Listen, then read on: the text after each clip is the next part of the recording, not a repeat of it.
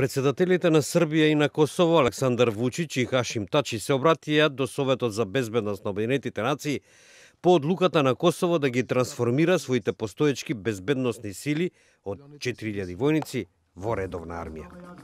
Председателот Тачи во Советот изјави дека станува збор за природен чекор за да се зацврсти косовскиот статус како суверена држава. Asgjë jashtëzakonshme nuk ka ndodhur në Kosovë javën e kaluar.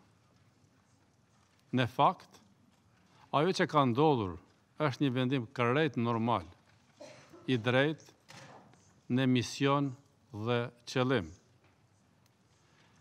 Nëse Kosova ka bërë gabim, është sepse ka pritur 5 vite pa nevojë për themelimin e ushtrisë.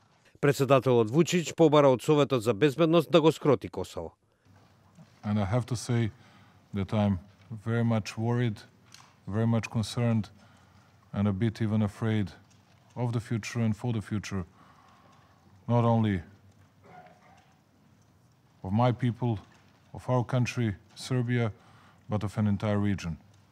Рускиот амбасадор во Обединетите нации Василий Небензија пак оцени дека формирањето на косовската армија представува кршење на резолуцијата на Советот за безбедност за Косово. Мы постоянно обращали внимание на то, что ситуация в крае крайне нестабильна и в любой момент может выйти из-под контроля. Требовали пристального международного мониторинга по линии Совета Безопасности. Наши призывы игнорировали, а Приштину регулярно покрывали. Британската амбасадорка Карен Пирс пак изјави дека Косово мора да соработува со НАТО и со другите меѓународни фактори во врска со новите оружени сили. We believe that the development of its own armed forces is within Kosovo's sovereignty as a self-governing independent state. Косово и Србија беа повикани да преземат чекори за намалување на тензиите и да создадат услови за продолжување на диалогот што е можно поскоро. With the 21st century.